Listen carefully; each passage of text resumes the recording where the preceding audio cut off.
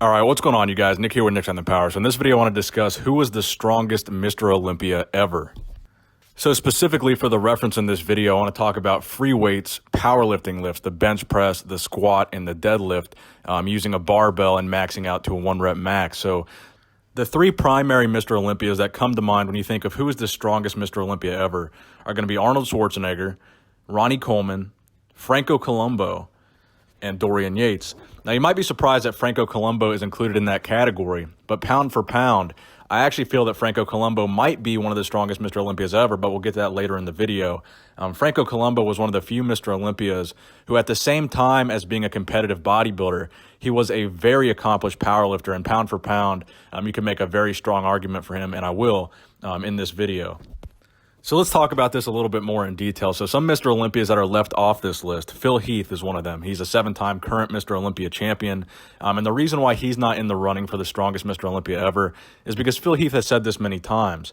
He's not big on training heavy. He doesn't deadlift at all. And he said, there's no point for him to train heavy because he knows what works for him. He knows where his physique's at. And he knows he doesn't really need to improve or add size because he's at that point now where it's not worth risking an injury. So he trains with a lot of machines, not so heavily involved on free weights, and he certainly doesn't do 1-rep maxes because there's no point. So that's why Phil Heath isn't in this discussion. So you also have to consider a guy like Lee Haney, 8-time Mr. Olympia. Lee Haney wasn't really known so much for training heavy. And he certainly wasn't known so much for powerlifting. I'm sure he was pretty strong, but in comparison to some of these guys that did train specifically for powerlifting, like Arnold Schwarzenegger, Franco Columbu, Ronnie Coleman, that's the reason why Lee Haney's not on this list. And then, of course, if you look back earlier on, some of the Mr. Olympias from the 60s, you're not going to find in the 60s that the guys back then were nearly as strong as some of the more recent guys. So let's start by talking about Dorian Yates here. So Dorian Yates was known for his training, but he wasn't so much known for training heavy or a powerlifting style of training. He was known for the intensity of his training, the savage intensity that Dorian Yates trained with to failure.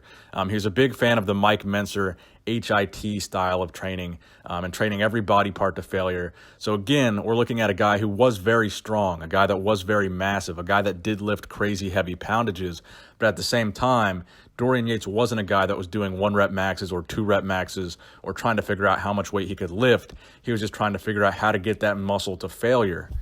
So as far as Dorian goes, he's in the conversation because he was known for his training, but nobody really has any 1-rep max numbers for Dorian because they simply don't exist. It wasn't his style of training.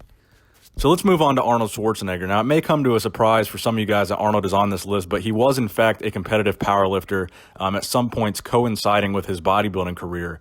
So we do have some very solid 1-rep max numbers for Arnold, and for that reason, we have him on this list as one of the strongest Mr. Olympias ever.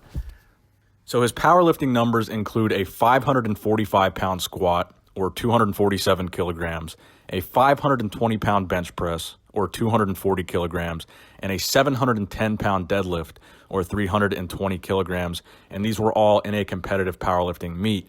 Now, in addition to powerlifting, we have a better glimpse of how strong Arnold really was from a well-rounded weightlifting standpoint because he also competed in Olympic-style weightlifting.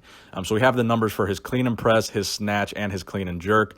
So his best clean and press was 264 pounds or 120 kilograms, a 243-pound snatch or 110 kilograms, and a 298-pound clean and jerk or 135 kilograms.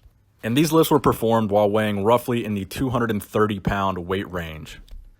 So next up, we have Ronnie Coleman. Now, Ronnie Coleman is often referred to as the strongest Mr. Olympia ever, but in this video, I want to talk about the pound-for-pound strongest Mr. Olympia, so we'll get to that, like I said, in a minute. But Ronnie Coleman was an absolute beast. I mean, he had that intensity that Dorian Yates had, coupled with some superhuman strength. I mean, this guy did things in the gym that nobody could really even imagine doing, but it's worth noting that many of Ronnie Coleman's best lifts, Ronnie Coleman was weighing close to 300 pounds. You're talking about an in-shape Ronnie Coleman on the Olympia stage. You're talking anywhere from 270 to 296 at his biggest. So imagine an off-season Ronnie Coleman doing these crazy lifts in his training routine. We're talking about a Ronnie Coleman that's pretty close to 300 pounds, if not in some cases over 300 pounds. Now, there's a couple things with Ronnie Coleman that we need to make note of here when you're talking about competitive powerlifting or someone maxing out on powerlifting lifts.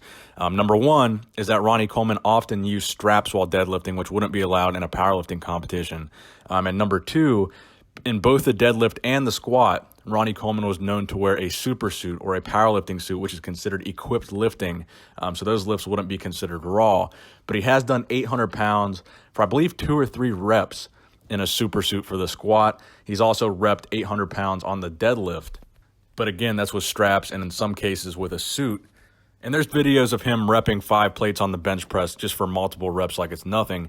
And he's more known for some of the unconventional lifts, like very heavy shoulder presses with like 160s, 170s, you know, the crazy 1,000+ pound hack squats and the near 2,000 pound leg presses, the crazy T-bar rows. So he's more known for all that stuff, just being strong all around.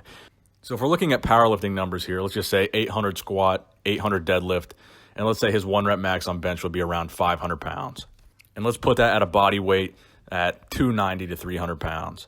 And then just being all around strong at pretty much every lift that he tackles, really.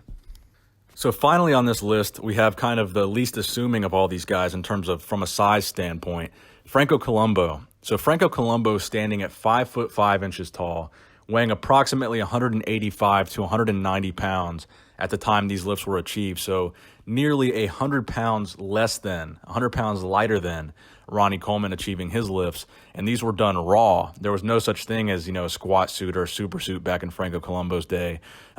Pretty sure he didn't use straps either.